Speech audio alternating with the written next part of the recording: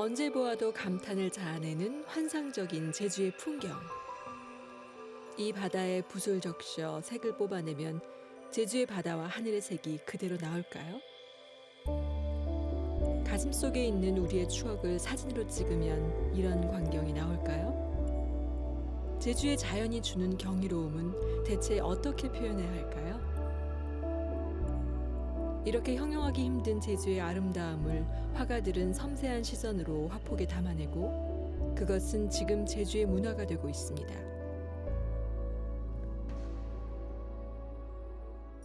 오늘의 주인공은 죽음의 경계를 여러 번 넘기면서도 자신이 태어나고 묻힐 아름다운 제주의 자연과 문화에 대한 경외감을 붓끝으로 표현해낸 화가입니다. 오늘 홍미나의 문화로그 왓에서는 제주의 바람을 닮은 화가, 제주의 원초적인 색을 담아내는 화가의 작품으로 우리가 잊고 있었던 애틋한 추억과 옛 제주의 모습을 만나봅니다. 여름의 향이 물씬 풍기는 숲길을 따라가니 아담한 갤러리가 모습을 드러냅니다. 이곳은 오늘의 주인공이 생을 마감하기 직전까지 예술혼을 불태우며 작업에 몰두했던 공간입니다. 안녕하세요. 네, 안녕하십니까. 박유승 화가님, 갤러리. 네, 맞죠? 갤러리 하샤마이. 예, 하샤마이 그렇게 알고 왔습니다. 안녕하세요. 네. 반갑습니다. 앞에서는 갤러리라는 이름이 붙은 거 봤거든요. 네. 근데 이 공간이 어떤 공간인지 잠깐 알려주세요. 제 남편이 꿈을 꿨던 곳이에요. 어릴 때 여기가 밭이었는데요. 제 조상 대대로 내려오는 곳이거든요. 내가 크면은 여기에다가 집을 짓고 살겠다 하는 그런 꿈을 꿨었어요. 이곳이요? 네. 네. 진짜로 집을 지으셨나요? 못 말리는 분이었어요. 더 많은 얘기는 들어가서 네. 또 말씀 많이 해주세요. 네. 네네. 고 박유승 화가는 1947년 제주에서 태어나 젊은 시절 베트남 전쟁에 참전해 최전선에서 치열한 전투를 몸으로 겪었습니다. 이후 고엽제 후유증을 오래 앓아오다 2001년부터 10여 년간 간암으로 투병하며 힘겨운 삶을 이어온 끝에 올해 2월 생을 마감하였습니다. 그는 고통스러웠던 죽음의 경계를 여러 번 넘기면서도 예술혼을 불태우며 자신이 태어나고 묻힐 아름다운 제주의 자연과 문화를 매혹적이고 환상적으로 화폭에 담아냈습니다. 관장님이라고 부르면 되죠? 네. 네네. 오늘은 이제 관장님 모시고 선생님의 그림들을 보면서 또 다른 방법으로 만나보려고요. 이 공간에 대한 이야기 조금 해주세요. 저희들이 그냥 살던 공간이에요. 근데 어느 날 그림을 그릴 만큼 그리고 나니까 무언가 한참 생각하더니 그림을 걸고 싶다고. 그래서 이 공간이 지금 보시다시피 천정도 뜯어내고 조명까지 해서 이렇게 갤러리 하샤마임의 제1전시실이 되어버렸어요. 네네. 그 이름이 굉장히 독특해요. 하샤마임. 네. 갤러리 하샤마임이라는 말은 갤러리 인 헤븐. 히브리어 쪽에 보니까 샤마임이라는 말이 나오고 또 하샤마임 이 말이 갤러리 인 헤븐, 갤러리 하샤마임 했더니 남편이 바로 그거다. 부부가 이제 의견이 일치가 되니까 좋다. 그래서 걸어놨습니다. 굉장히 편안하면서도 마음이 이렇게 움직여져요. 네. 어느 날 문득 내 그림을 걸고 싶다는 마음으로 시작된 갤러리 개축 공사. 고 박유승 화가는 병마와 싸우는 몸으로 직접 페인트를 칠하고 망치를 들 정도로 이 공간에 애정을 듬뿍 쏟았다고 합니다. 나는 그림을 통해서 세계를 제목하겠다 이렇게 생각합니다. 인생을 논하고 철학을 논하고 문나서 그를 엄청나게 독파를 했어요. 근데 지금 세대는 인생이 사라져버렸다. 나인 경우에는 내 그림 속에 내 인생의 전부를 담으려고 지금 시도를 하고 있어요. 나중에는 마지막까지 예술혼을 불태웠던 남편의 정열과 정신을 기리기 위해 지금은 박유승 화가의 아내인 강덕선 씨가 공간을 운영하고 있습니다. 갤러리를 운영하는 것은 강덕선 씨에게 남편의 정신을 기린다는 의미가 담겨 있다고 합니다.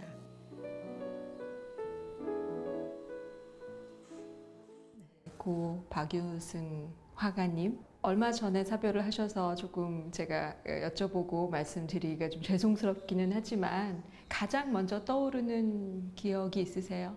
철없던 대학 시절인데 대학교 3학년 겨울방학 때 그 당시에는 다방에서 개인전을 하고 했었던 때요. 네. 제 남편이 1979년도에 첫 번째 개인전이 제목이 원주민 이야기였습니다. 그때 심지다방에서 했었고요. 그 다음에 또 제주도 말로 오시록하다, 뭔가 좀 연애함직한 다방은 청자다방이라는 곳이 있었는데요. 네. 제가 항상 꿈꿨던 게 화가 했는데 또 마음에 들었던 게 돈 없는 가난한 화가. 네. 네. 이상 속에서 살았고 그게 여기까지 왔어요. 네. 아직도 굉장히 가슴 속에 설레이게 남아 있으신 것 같아요. 그때 모습이, 그쵸? 말씀하시는데 네. 정말 영화처럼 만나셨네. 한눈에 반해서, 그죠? 네. 철없던 대학 시절 제주의 청년과 아가씨는 한눈에 반해 평생 한 길로 동고동락했습니다. 그 애틋한 사랑은 10년 동안의 투병 기간에도 변함없었는데요. 이제 강덕선 씨는 갤러리를 운영하며 남편이 남긴 길을 걷고 있습니다. 어느 날은 바닷가에 있는 그이의 집에 제가 찾아갔어요. 본인이 이제 그 바닷가에 자맥질 해가지고 뭔가 물고기를 쏘러 갔어요. 그래서 방에 들어가서 기다리는 일기장이 눈에 띄어요. 살짝 훔쳐봤죠. 그랬더니 거기에 미스강이 점점 더 좋아진다. 우와. 하지만 날아가 버릴 게 분명한세. 마음을 주지 말아야 된다. 이 말에 제가 오기가 생겼어요. 두고 보자 해가지고 그때부터는 제가 따라다녔어요. 네. 말씀으로만 들어도 굉장히 마음이 막 두근두근하고 행복해요, 저도. 남편 생각하면은 이 세상에 없다 하는 게 떠오를 때는 그게 여기에서 뭔가가 울컥하고 사방에 전부 이제 남편 그림들이에요. 네. 그러다 보니까 예술가의 혼이라는 게 뭔지를 알겠어요. 왜냐하면 지금 현재 이 그림과 함께 제 속에 있기 때문에 사방에서 내 남편 박유승의 그 소리가 야 강덕선 하면서 들려오는 것 같고요. 가끔은 네. 지금 비록 옆에 없지만 아무튼 삶은 항상 행복한 것 같아요. 고 박유승 화가는 죽음의 경계를 여러 번 넘기면서 이전에는 몰랐던 신비로 가득 찬 삶을 발견했다고 하는데요. 10년의 암투병 기간 동안 예술혼을 불태우며 그 고통을 잊었다고 합니다. 그 시기에 집중적으로 작품이 탄생했습니다. 박유승 선생님의 그 전 활동이 조금 궁금하거든요. 가장 가까이 계셨고 하니까 저한테 얘기 좀 들려주세요. 네. 굉장히 외로운 사람이었어요. 그래서 태어나서 한 2살 무렵에 이제 아버지가 그 사상과 관련돼서 돌아가시고요. 그리고 어머님이 고등학교 1학년 때 돌아가시고 나서는 그야말로 고아와 같이 그런 살았어요. 근데 고등학교 2학년 때인가요? 선생님 한 분이 생물 선생님이라고 들었어요. 뭔가 주면서 이거 너 어디 갖다 주고 와라. 강태석 선생님 화실인데 거기 가봤더니 그림들이 걸려있는 모습을 보고서는 뭔가가 그 속에 잠재되었던 뭔가가 나오는 거예요. 회화 충동이라고 그렇게 이야기를 했습니다. 그러면서 고등학교를 졸업하고 방황하다가 일단 학교는 가보자 해서 어떤 용기가 있었는지 모르겠지만 서울에 있는 그 사립대학 중앙대학교를 진학을 했습니다. 그렇게 해서 대학을 이제는 입학해놓고 월남 가서 참전해가지고는 돌아와서 돈 벌러 간 거죠. 어려서 부모를 잃은 박유승 화가는 학비를 마련하기 위해 베트남 전쟁에 참전해 전쟁의 참혹함을 최전선에서 겪기도 하고 화실에서 침낭 하나를 놓고 대학 4년을 지낼 만큼 힘들고 외로운 청년기를 보냈다고 합니다. 그러던 중 우연한 기회에 스승 강태석 화백을 만나 인생의 전환기를 맞게 되는데요. 제도권 예술의 답습을 거부하고 한국적인 미학을 찾기 위해 현대미술의 실험 정신 속에서 독자적인 길을 갔던 강태석 화백은 그에게 회화적 충동을 자극하는 원천이 되었습니다. 그는 그렇게 화가의 길로 들어서 주옥 같은 작품을 남기기 시작했습니다. 그의 그림은 잊혀져가는 제주의 옛 모습을 담아냅니다. 그리고 그 풍경은 우리의 환상이며 꿈의 모습이기도 합니다. 유년 시절부터 이렇게 낱낱이 설명을 해주시니까 저는 한 번도 뵌 적이 없지만 마치 두 분이 계신 것 같아요. 이렇게 듣기로는 투병 생활을 하셨다고 하는데 네, 그 부분을 조금 알려주세요.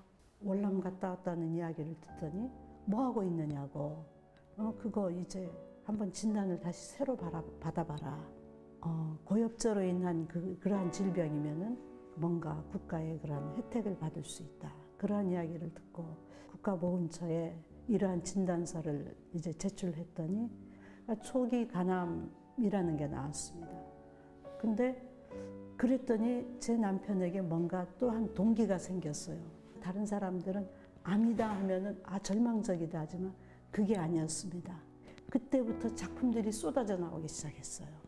그래서 사실 지금 현재 대부분의 작품들은 그 2008년도부터 시작해가지고 2014년, 2015년 전반기까지 쏟아져 나온 작품들입니다.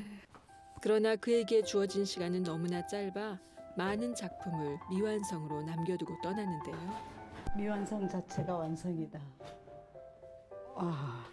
다음에 이거. 너네 아빠가 갈수록 그림이 이제 어느 정도 이 구상 그리고 나니까 그 비구상에 대한 매력이 봄바다에 너네 아빠가 잘 쓰는 색깔이 세르비안 블루. 나는 처음 듣네. 박유승 내가 화가는 보는 보라색을 색깔은 일컬어 울트라마린인데. 사람을 환장하게 하는 색이라고 할 만큼 보랏빛을 사랑했습니다. 바다에 떠오르는 가슴을 저미게 만드는 여명의 빛. 그의 작품은 강렬한 색채로 우리가 잊고 있었던 애틋한 추억을 불러일으킵니다.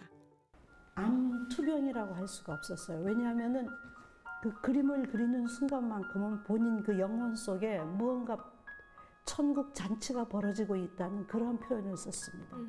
글쎄요, 부부가 서로 사랑하면서 같이 의지하면서 했을 때는 그러한 부분들이 힘든 게 아니고 둘이가 한 마음이 돼서 행복한 순간으로 바꿀 수 있고, 또 이제 그림 그리다가 저녁 무렵에는 삼양 바닷가에 가서 바르짭이라는 그런 이제 작품도 있고, 오분제기 지금은 없어졌지만 소라, 그러한 것을 잡는 것을 보면서 그린 그림이에요. 저희 둘이는 앉아서 자기의 지나간 이야기를 해주고, 원래 1월 29일부터 2월 27일 날 돌아가시기까지 그 기간은 저희들에게는 어떤 의미에서는 마지막 한의문이었던 것 같아요. 그러면 저희 말씀도 너무 감사했는데 그 선생님 그림을 조금 더 둘러보고 또 많은 이야기 해주세요. 네, 관장님. 갤러리 하샤마임에 전시된 그의 대표작을 둘러보며 가족들에게 작품의 뒷이야기도 들어볼 수 있었습니다. 보기에는 평화롭게만 보이는 제주의 바다 풍경이지만 그 속에는 힘든 노동의 고통과 가난한 삶이 주는 척박함이 일일이 녹아 있습니다.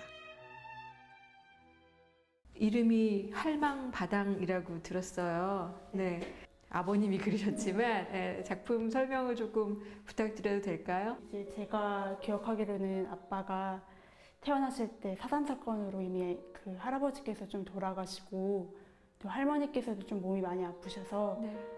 어린 시절을 되게 많이 힘들게 보내셨다고 알고 있어요. 그 와중에서도 좀 기억 속에서 아름다웠던 풍경들을 좀 떠올려서 좀 아빠의 방식으로 좀 승화시킨 작품이라고 저는 좀 생각하고 있습니다. 힘들었던 유년 시절 보내셨다고 하셨는데 어머님 지금 전무덤을 찾는 아이죠? 네, 아이들도 굉장히 해맑고 행복해 보여요. 따님이 생각하시는 아버님은 어떤 분이셨어요? 조금 사람들의 눈치나 이런 것들을 신경 쓰지 않고 좀 자기의 신념이나 이제 하고자 하는 대로 그냥 밀고 나가는 그런 스타일이셔서 아빠의 그런 세계관이 좀 진하게 담겨 있는 그림들이 많은 것 같아요. 네, 그러면 따님은 아버지한테 어떤 따님이셨어요? 그냥 아버지의 조금 친구 같은 딸이었던 것 같긴 해요. 네. 결국에는 조금 더 내가 용서하고 사랑하면서 사는 것이 정답이라고 네, 좀 그런 말씀을 하셨던 게 좀 기억에 많이 남습니다. 진짜 친구셨네요. 네. 좋은 아버지 그리고 좋은 남편이었던 박유승 화가는 세상을 떠났지만 그의 작품으로 가족의 곁에 생생하게 머물고 있습니다. 박유승 화가가 스스로를 위로하고 암투병의 고통을 잊게 만들었던 작품들은 가족의 슬픔을 달래주고 이제 우리의 마음 역시 위로하고 상처를 치유하는 포근함을 전해줍니다. 지금 제주시 문예회관에서는 고 박유승 화가의 유작전 원주민의 노래가 열리고 있습니다. 이곳에서 그가 마지막 예술혼을 불태웠던 작품 60여 점을 만날 수 있는데요. 당신의 모습을 그대로 표현하고자 하는 거죠. 그래서 어머니 가슴을 한번 만지기도 하고 자식이 현대와 서구화 과정을 겪으면서 망각 속으로 사라져버린 옛 제주인의 삶. 그의 그림은 우리 기억 속에 있는 옛 제주의 모습을 꺼내놓습니다. 이 전시장 안에도 숨막힐 정도로 강렬한 그림들이 되게 많이 전시가 되어 있어요. 특별한 분이셨죠? 예. 그죠? 저희가 어릴 때 보았던 또 저희 보지 못했던 작가만이 갖고 있었던 윤현 씨의 모습들을 뭐 씨뿌리라든가 잠수하는 모습이라든가 그 윤현 씨를 느꼈던 보았던 것들을 다시 끄집어내서 작품에 그리고 대작 작은 작품도 아니고 큰 작품으로 표출해놨습니다. 그런데 그 작품 하나하나 보면 제도적인 부분이 너무 많이 보여서 저는 이 전시가 제주를 알리는 큰 매개체가 되고요.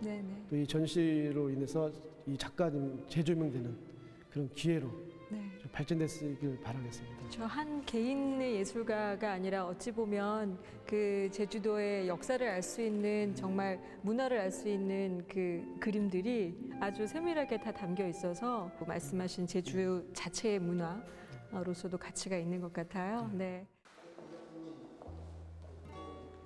박유승 화가의 작품은 자신이 태어나고 자란 제주 유년시절을 담고 있지만 그것은 곧 우리의 어린 시절 기억이기도 하고 제주의 자연과 문화 그리고 역사까지도 알 수 있는 작품이기도 합니다.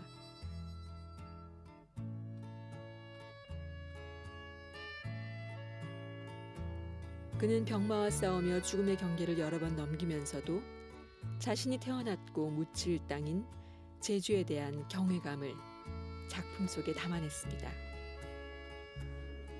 한몸을 입고 준비했는데 그 완성은 다 못했지만 그거를 다 작품을 완성하고 그리고 디피하고 갔으면 그가 스스로의 고통을 위로하던 작품이라서 그럴까요? 그의 작품은 보는 이들에게도 무언의 메시지가 전달됩니다.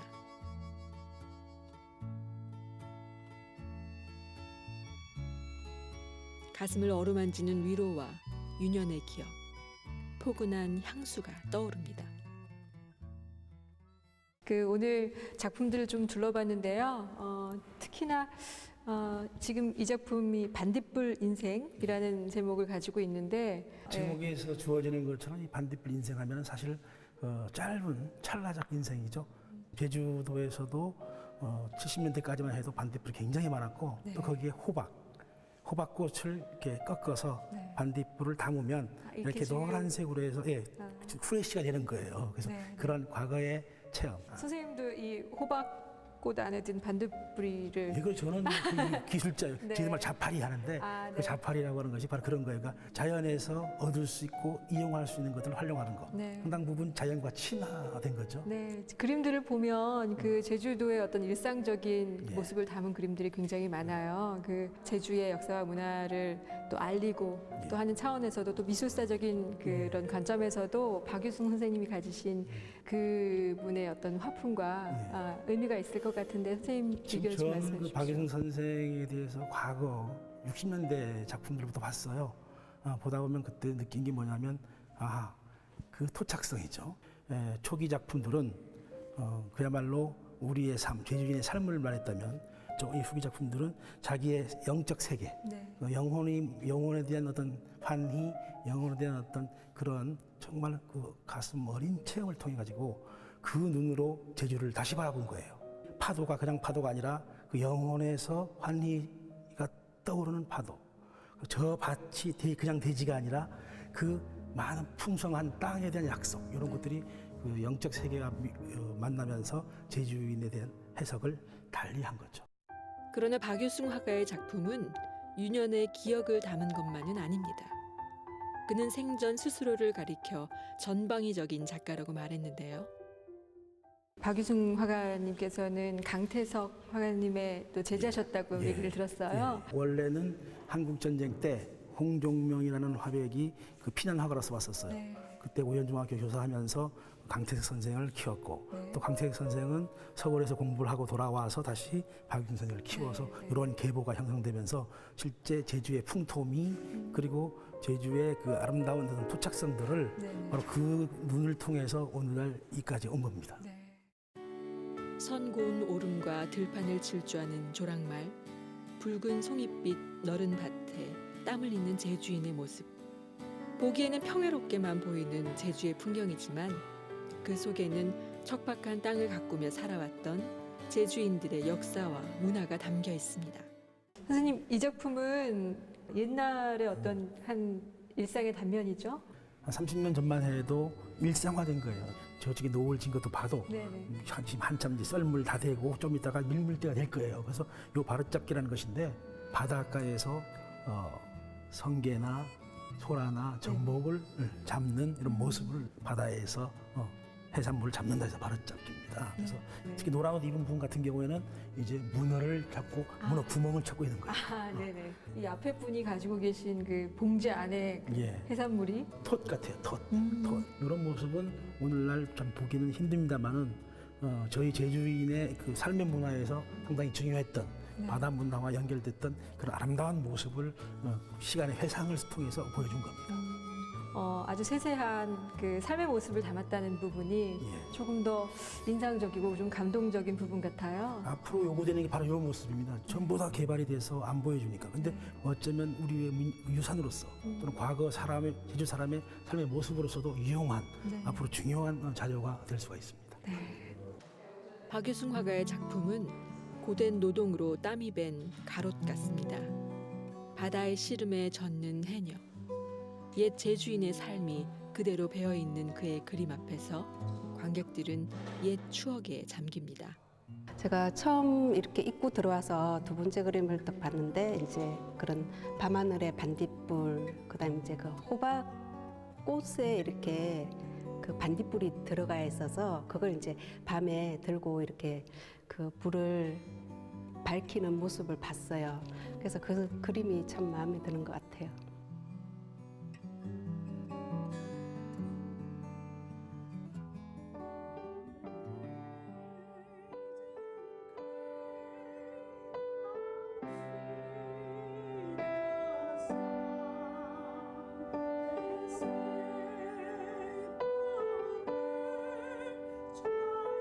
박유승 화가의 가족들은 그를 추모하고 애도하는 방식으로 그림을 세상에 조금씩 알려나가고 있습니다.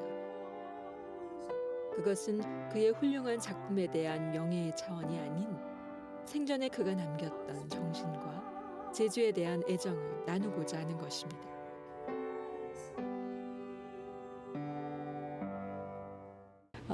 이 공간을 이제 계속적으로 운영해 나가실 텐데 어떤 생각 가지고 또 힘차게 해나가실지 말씀 좀 더 부탁드려요.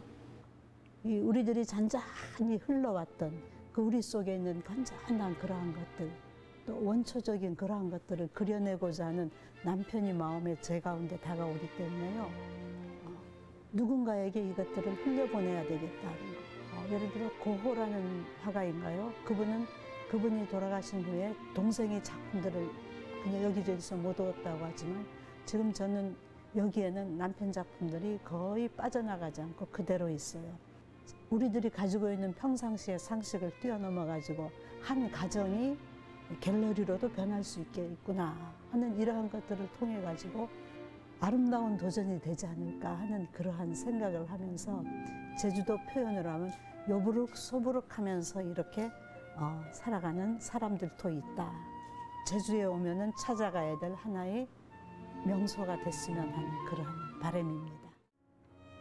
안개여 말해다오 땅과 바다 어느 곳을 거쳐왔는지 숲의 안개여 불어오는 바람이여 말해다오 내가 어디서 왔는지를 내가 누구인지를 말해다오 제주여 바람의 탄식이여 억새의 흐느낌이여 지친 내 어미의 가슴을 영원의 사랑으로 채워 피의 강을 건너온 내 아비의 등을 싸매어 다오